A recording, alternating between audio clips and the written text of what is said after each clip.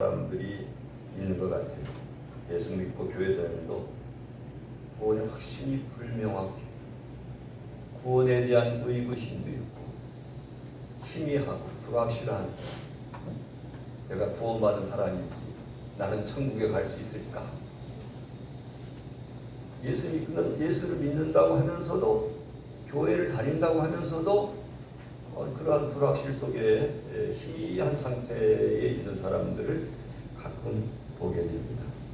여러분, 구원의 확신이 없이 흔들리면 안 돼요.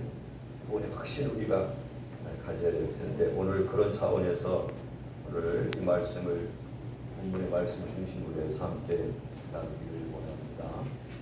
구원의 확신이 없으면 자꾸 이단들도 그걸 가지고 자꾸 건드립니다.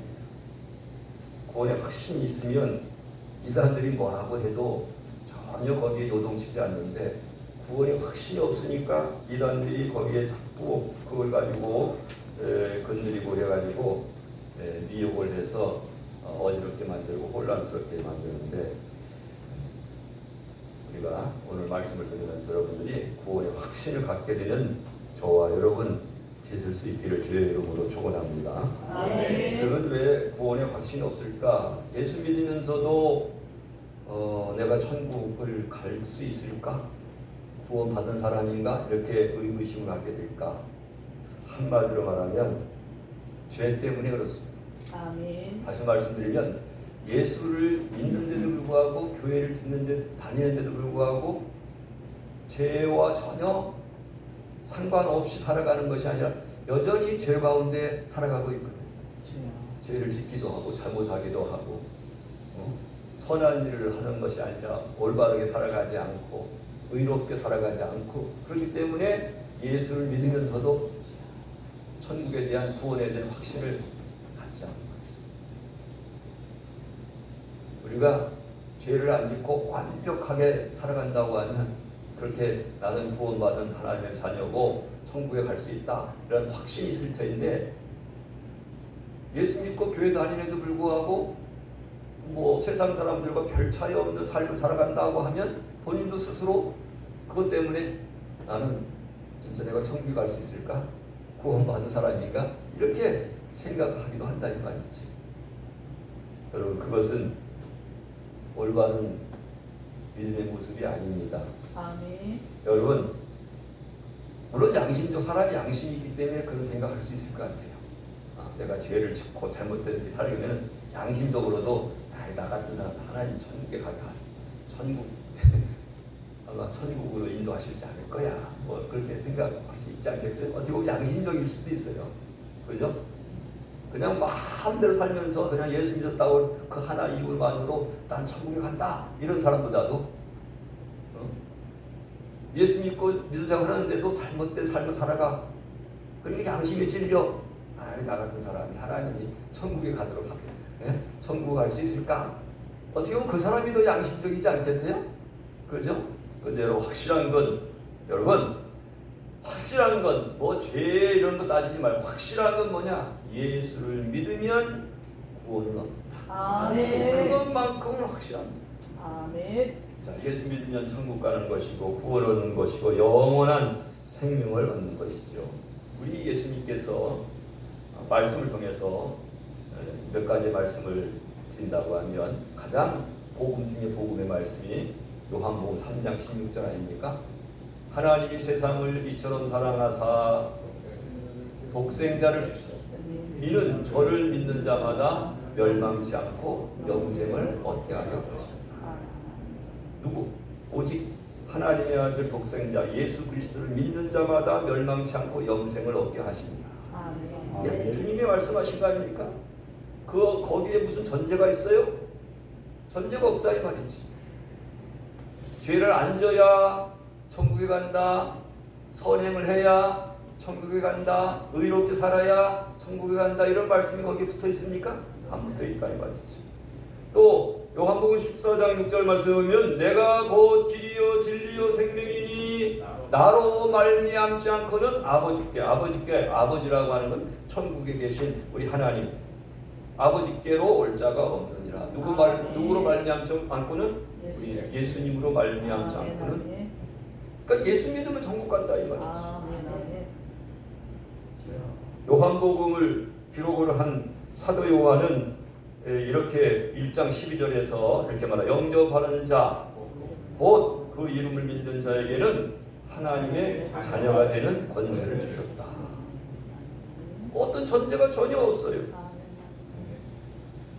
사도행전 4장 12절에서는 다른 이로서는 구원을 얻을 수 없나니 천하 사람 중에 구원을 받을 만한 다른 이름을 우리에게 주신 일이 없습니다. 절대로 우리 예수만 믿으면 천국 간다. 그래서 그것이 바로 복음이다. 복된 소식이다 이런 뜻이에요. 복음. 얼마나 좋은 겁니까? 그렇다고 해서 예수만 믿으면 천국 가는구나. 그렇다고 해서 죄 져도 상관없구나. 나쁜 짓 해도 상관없구나. 그런 뜻입니까? 오늘 1절 말씀 보니까 우리가 은혜 아래 있는 사람들인데 죄를 지으리요? 단호하게 뭐라고 그럽니까? 그럴 수 없느니라. 다시 따라서 합시다. 죄를 지으리요? 그럴 수 없느니라. 우리가 예수 믿어서 구원받은 하나님의 백성이라고 하면 물론 구원에는 죄와 관계없어요. 선행을 안 해도 올바르게 살지 않아도 구원받는 것은 틀림없는 일인데 그렇다고 해서 죄를 지으리요? 그럴 수 없느니라. 할렐루야. 여러분 복음은 참 기쁜 소식, 좋은 소식 아닙니까? 복된 소식인데 우리가 시편의 32편 1절에 보면 참 이런 말씀이 있습니다. 허물의 사함을 받고 인간 우리 허물 우리의 사함을 받고 죄가 가려져 있는 사람은 복이 있도다. 아멘. 우리의 죄가 가려워졌어요. 허물이 사함을 받아요. 누구로 인해서? 예수님으로 인해서. 얼마나 감사해요. 예수님으로 인해서 예수님이 우리의 죄와 허물을 다 짊어지시고 십자가에서 우리의 죄와 허물을 다 거기서 해결해 주셨단 말이죠. 그 예수님을 믿는 순간 우리의 허물이 사함을 받고 다 깨끗이 용서함을 받고 우리의 죄가 예수님의 보혈의 피로 가리움을 받는 자. 그 가리움을 받는 자가 누구냐? 예수 믿는 저와 여러분들 하나님의 자녀다. 할렐루야. 이런 사람은 뭐가 있다? 복이 있다. 이렇게 말씀하고 있는 겁니다. 로마서라고 하는 성경은 기독교 교리를 확실하게 정리해 준 성경인데 로마서를 이제 기록하면서 기본적으로 이렇게 말씀을 시작합니다. 의인은 없나니 하나도 없다. 의인은 없나. 이 세상에 어떤 사람이든지 당시에 표현으로 본다고 하면 유대인이나 헬라인이나 유대인, 하나님의 말씀, 율법을 부여받은 유대인, 또 하나님의 자녀라 백성이라고 증명하고 있는 뭡니까? 할례를 받은 유대인이나 율법이 없는 할례를 받지 않은 이방인, 유대인을 제외한 이방인 모두가 하나님 앞에 다 죄인이다. 이것은 오늘날로 우리에게 오늘날 그 당시 예수님 당시에 그 당시에 유대인 헬라인으로 구분해서 설명 말씀하고 있는데 오늘날은 이 말씀을 어떻게 봅니까? 유대인은 저와 여러분 예수 믿는 사람들 이런 얘기입니다. 하나님의 백성이라고 우리는 세례를 받은 하나님의 백성 아닙니까? 당시는 뭐래요? 그것이 할례잖아요. 할례. 지금 우리에게는 세례고 또 그들에게 뭐가 주어졌어요? 율법이 주어졌잖아요. 유대인에게. 우리에게 뭐가 주어졌습니까? 말씀이 우리에게, 하나님의 성경 말씀이 우리에게 주어졌잖아요. 이렇게 하나님의 말씀이 주어지고 세례를 받은 예수 믿는다고 하는 우리나 예수 믿지 하나님의 말씀 없이 살아가는 사람, 또 세례를 받지 않은 저 이방인 저 사람이나 모두 하나님 앞에 뭐다? 죄인이다. 이것만은 틀림없어요. 아멘. 그러나 저 사람들은 예수를 안 믿기 때문에 허물의 사함을 받지 않고 죄가 가려워지지 않은 사람들이고 우리는 뭐야? 허물의 사함을 받고 죄가 가려움을 받은 사람입니다. 이 차이예요. 자, 이러한 인간의 의인은 없나니 하나도 없는 바로 모든 사람이 하나님 앞에 죄인인데 이 죄 문제를 해결해 주신 분이 누구다? 바로 예수님이다. 그 예수님을 믿는 자는 바로 구원을 얻는데 이 예수님을 믿는 자가 구원을 얻는 것은 우리의 노력과 우리가 구원이라고 하는 것은 우리의 노력과 우리의 행위, 어떤 선행 이런 걸로 인해서 우리가 구원을 얻는 것이 아니라고 하는 것을 정확하게 에베소서 2장 8절로 10절에 이렇게 말씀하고 있어요. 그것을 우리는 은혜라고 부릅니다. 은혜. 시작. 너희는 그 은혜에 의하여 믿음으로 말미암아 구원을 받았으니 이것은 너희에게서 나는 것이 아니고 하나님의 선물이라. 행위에서 나는 것이 아니니 이는 누구든지 자랑하지 못하게 하리라. 우리가 구원받은 것은 오직 예수님을 믿음으로 말미암아 구원을 받았다. 그래서 하나님이 우리에게 주신 하나의 뭐다? 선물. 우리가 열심히 노력을 해서 좋은 일을 많이 해가지고 행위, 이 선행을 많이 해서 우리가 구원받은 거 아니다. 그렇죠? 그거를 우리가 안다고 하면 하나님께서 우리에게 구원이라고 하는 것은 예수님 믿음으로 주신 하나의 선물이라고 하는 사실을 우리는 절대로 잊어서는 안 되는 것이죠. 자, 그런데 다시 한번 우리가 말씀드린다고 하면 아까 진도 우리가 처음에 말씀드렸지만 왜 예수를 믿으면 구원을 얻는 것은 틀림없는 사실인데 우리가 예수를 믿으면서도 불구하고 여전히 우리의 마음 가운데는 구원에 대한 확신이 없다 이 말이죠. 그것은 바로 자신이 예수 믿으면서도 여전히 이제는 예수 믿으면 우리의 뭐가 바뀐 겁니까? 우리의 정체성이 바뀐 거잖아요. 이제 죄의 종에서 어떤 종으로? 의의 종으로 바뀌었습니다. 그 예수 믿으면 이제 예수 믿음으로 말미암아 죄라고 하는 죄를 짓고 선행하는 것이 구원의 전제는 아니지만 이제 예수 믿고 난 다음부터는 죄와 상관없는 삶을 살아가야 되거든요. 네. 올바른 길을 의로운 길을 살아가야 되는데 그렇게 살지 않으니까 자신이 구원받은 건지 안 받은 건지 내가 천국 갈 수 있을까 그런 걱정도 하고 의구심을 품게 된다는 그런 말씀입니다. 다시 말씀드린다고 하면 우리가 주님을 믿음으로 말미암아 말씀에 순종하며 살아가야만이 구원의 확신을 갖고 우리가 살아갈 수가 있습니다. 말씀대로 살지 않기 때문에 구원의 확신이 없는 거예요. 죄와 행위가 전제는 아니에요. 근데 예수 믿었으면 죄와 상관없는 죄 짓지 않고 오로지 의의 길을 걸어가는 사람이 되어야 될 텐데 그렇게 살지 않으니까 내 마음에 자꾸 흔들리는 거예요. 이게 구원받은 건지 구원받지 않은 건지 그렇다 이 말이죠. 여러분 말씀에 순종하며 살아가야 될 줄로 믿습니다. 그 말씀에 순종하며 살아간다라고 하는 것이 무엇일까? 여러 가지로 이야기할 수 있겠지만 간단합니다. 하나님의 말씀에 순종한다는 얘기는 죄를 짓지 않는다는 얘기고 또 의로운 삶을 살아간다는 얘기고 착한 일하고 좋은 일을 한다 이런 의미가 많이 내포되어 있죠. 또 다른 측면으로 얘기한다고 하면 여러분 말씀대로 살아간다고 하는 것을 우리가 내 자신이 스스로 판단을 해볼 수가 있어요. 우리가 말씀 전체를 뭐 어떻게 다 세세하게 뭐 우리가 다 기억하면서 그 말씀을 다 우리가 지키며 살아간다고 하는 게 쉬운 일입니까? 그렇지 않죠. 근데 간단하게 우리가 말씀대로 살아갈 수 있는 방법이 있어요. 뭘까요? 하나님과의 화평, 사랑과의 화목, 내 마음의 평안.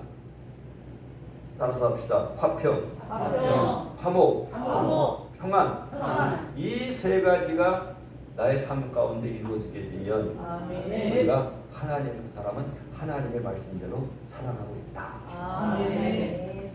자, 하나님과의 화평은 뭡니까? 늘 하나님께 우리가 예배를 통해서 하나님과의 화평이 우리가 항상 증명해보고 내가 하나님과의 화평이 진짜 이루어진 사람이냐라고 하는 것은 여러 가지로 이야기할 수 있겠지만 가장 핵심적인 것이 바로 그게 예배입니다. 그러니까 예수 믿고 구원받은 사람들은 이 예배를 소리하고 예배를 등한시하는 사람들은 하나님과의 화평이 없기 때문에 예배를 소리합니다. 하나님과의 화평이 이루어진 사람들은 절대로 예배를 소홀히 하지 않습니다. 아멘. 가장 중요하게 생각을 해요. 아멘. 다른 어떤 것보다도 가장 중요하게 예배를 생각합니다. 아멘. 여러분들이 예배를 소홀히 하고 예배를 등한히 한다고 하면 어떤 의미에서는 하나님과의 화평함이 이루어지지 않고 있다. 그러나 여러분들이 예배를 충실히 하고 어떻게든지 빠지지 않으려고 하는 것은 그만큼 하나님과 화평이 이루어졌다라고 하는 것입니다. 아멘. 사랑과의 화목도 마찬가지죠. 이게 사랑과의 화목이 이루어지지 않은 것은 하나님의 말씀대로 살고 있지 않다는 얘기예요. 아멘. 사랑과의 화목이 부부와의 화목이 이루어져야 이런 사람들이 하나님의 말씀으로 살아가는 것이지, 아멘. 사랑과의 화목이 이루어지지 않아요. 뭐 때문에 화목이 이루어지지 않는가? 그 이유는 분명히 거기에 있을 겁니다.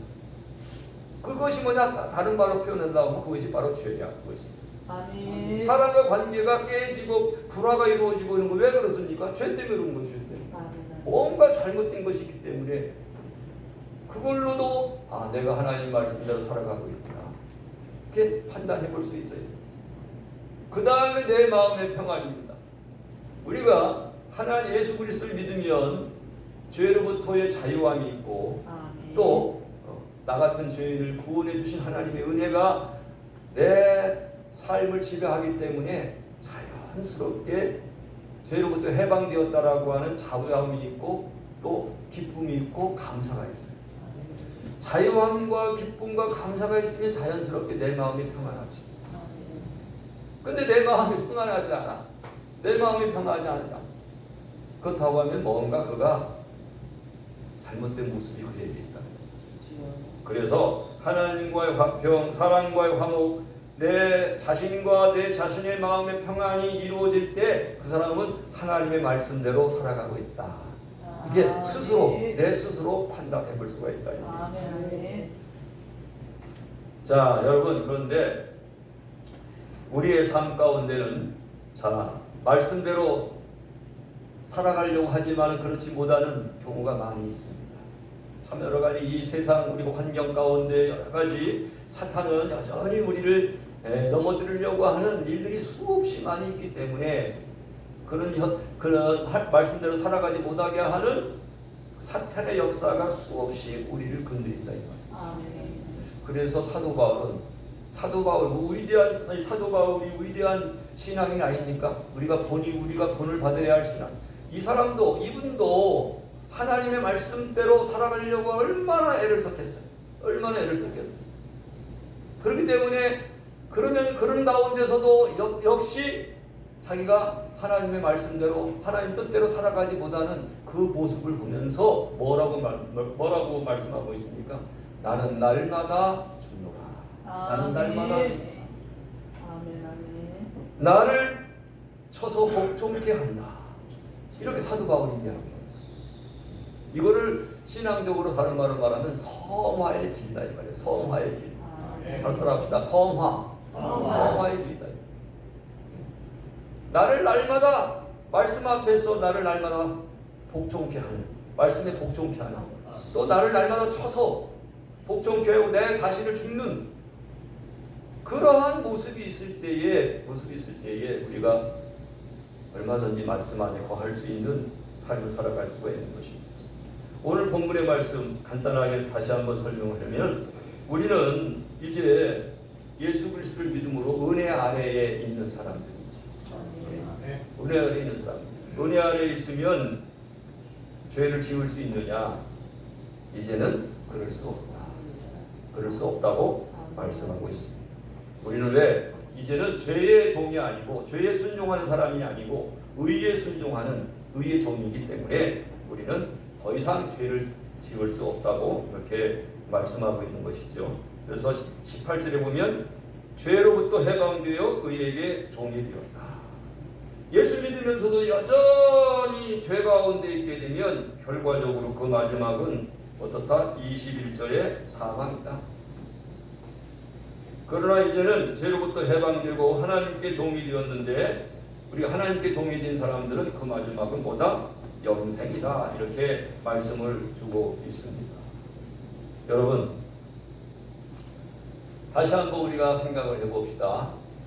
가끔 우리가 사람들이 아주 그 궤변이라고 해야 되나? 궤변이지요. 아주 궤변을 하는 사람, 조금 서두에서 좀 언급을 했습니다만은 그런 사람들이 의외로 많죠. 예수 믿고 교회 다니면서도 신앙생활을 한다고 하는 사람들이 죄송합니다. 저는 성결교회 목사인데 가끔 그 장로교에 다니시는 분들이 그런 생각을 하시는 분들이 있어요. 장로교, 왜냐하면 교리적으로 장로교는 예정론입니다. 예정론. 그러니까 하나님께서 택한 사람들은 무조건 구원받는다. 이런 어떤 예정론. 그런데 성결교회는 예지예정론 이런 뜻이에요.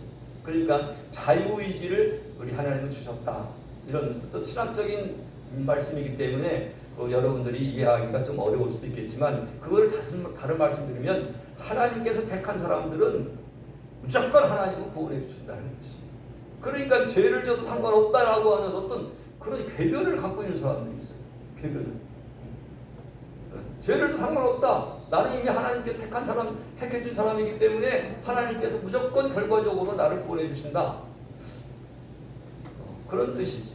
죄와 상관없다라고. 그래서 가끔 보면은 그런 사람들이 아주 잘못된 삶을 살아가는 사람도 아니에요. 잘못된 삶. 그건 아주 나는 잘못된 하나님의 말씀을 어떻게 보면 오해를 하고 좀 뭐랄까 잘못 해석하고 궤변적인 그런 것이다 이렇게 생각을 합니다. 여러분 죄를 지어도 상관없다 이런 얘기. 그 전제는 아니죠. 우리가 구원이라고 하는 것은 예수만 믿으면 구원받기 때문에 죄를 안 져야 된다.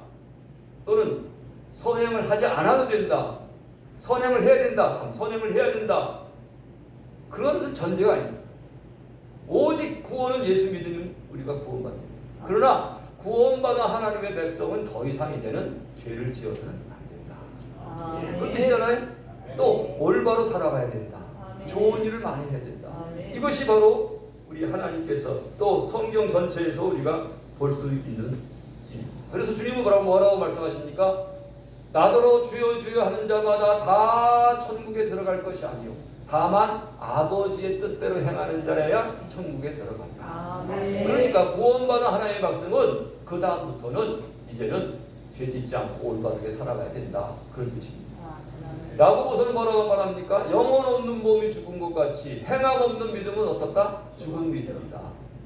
이렇게 말씀하고 있는 거잖아요.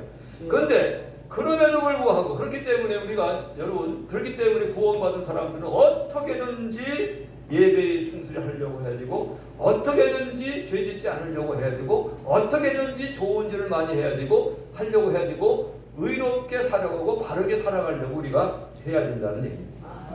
그럼에도 불구하고 우리는 연약하기 때문에 예수 믿으면 그렇게 살아가려고 하지만 그러나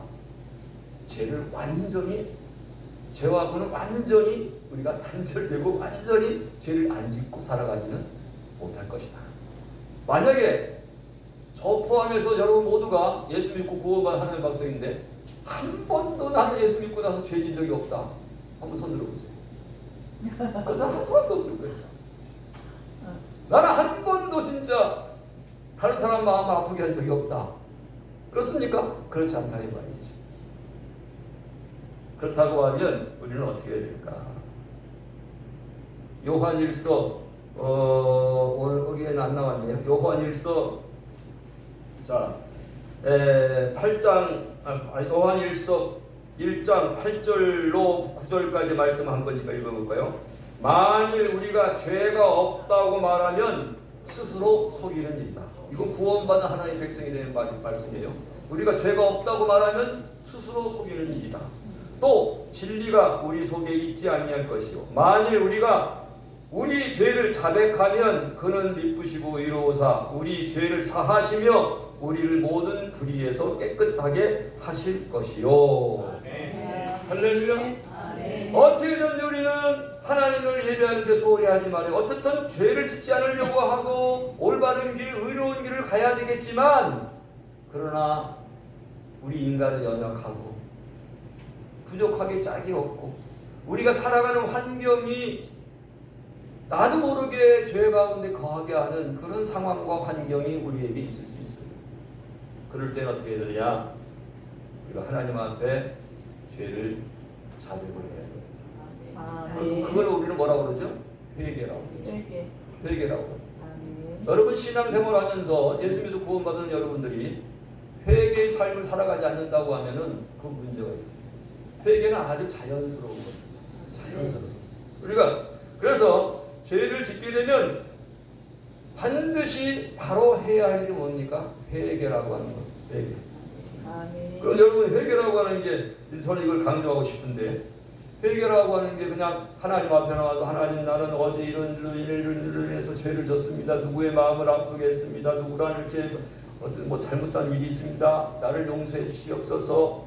그렇게 함으로 회개했다고 끝났다고 생각하십니까? 회개는 무슨 뜻일까? 뭐 어떤 말입니까? 돌이킨다는 얘기예요. 행동을 돌이키고 마음을 돌이키고. 그러니까 하나님 앞에 기도를 한 다음에 기도하는 일은 내가 연약하니까 하나님 나를 도와주세요. 다시는 이런 죄를 짓지 않도록 나를 도와주세요. 그런 내 힘으로는 다시 이 지금 잘못된 행위 또 다시 반복할 우려가 있으니 하나님 성령님 나를 도와주세요. 다시 반복하지 않도록 도와주세요. 하기 위해서 우리가 하나님 앞에 기도하는 겁니다. 아멘. 그 다음에 우리의 의지가 필요한 거예요. 우리의 의지가 필요한 거예요. 또다시 반복하지 아니하도록. 제가 심악산에 등산을 자주 하루에 한 번씩 꼭 등산을 하는데 두 분이 여자분 두 분이 지나가면서 서로가 이야기를 하더라고. 사람은 고쳐 쓰기 힘들어 하면서 고쳐 쓰기 힘들. 저도 어느 정도 공감을 가요. 진짜 여러분들 살아가면서 진짜 고쳐 쓰기 쉽지 않죠. 그러면서 그 사람들이 뭐라고 그러냐면 100명 중에 한두 명은 고쳐 쓰잖아요. 한두 명은 바뀌어져. 그런 뭐 바뀌어진다, 고쳐진다는 얘기지. 고쳐진다 그렇게 얘기해요. 바로 고쳐지는 분이 바로 바뀌어지는 분이 누구냐? 바로 크리스찬입니다. 아멘. 하나님의 사람들. 아멘. 성령님께서 도와주실 것입니다. 아멘. 그래서 회개를 하시고 기도하시고 의지적으로 다시는 그 일을 그 잘못된 행위를 반복하지 않도록 하는 것이 진정한 회개입니다. 아멘. 진정한 회개. 그럼 우리 하나님은 참 여러분 생각해 보세요. 아들과 아버지 우리가 하나님을 아버지라고 부르지 않습니까? 내 자식이 잘못해가지고 아버지한테 와서 회개 잘못했다고 그러면은 여러분 어떻게 하실 겁니까? 용서하지 않습니까? 너 가만두지 않게 용서하지 않고 내칩니까? 그런 부모가 있을까요? 그런 부모는 절대 없어요. 회개하고 돌아오면 얼마든지 아버지는 그 자식을 품어주는 겁니다. 감싸주는 거죠. 안아주는 거잖아요. 바로 우리 하나님도 마찬가지. 우리가 회개하고 구원받은 하나님의 백성인데 구원받은 예수님 하나님께서 보내신 예수님을 믿음으로 말미암아 구원받은 하나님의 자녀인데 당신의 자녀인데 잘못했다고 그래가지고 하나님 앞에 나와서 회개하고 돌이킨다고 할 때 하나님께서 그를 알아주시지 않겠습니까? 품어주시지 않겠습니까? 그렇죠? 그렇기 때문에 우리는 죄를 지으리요 그럴 수 없느냐. 구원받은 하나님의 백성은 죄를 짓지 않아야 원칙이지만 그러나 우리의 살아가는 삶의 환경은 그렇지 않고 여전히 인간의 참 연약하고 부족한 부분이 많이 있기 때문에 때로는 이런 잘못 저런 잘못을 할 수가 있을 것입니다.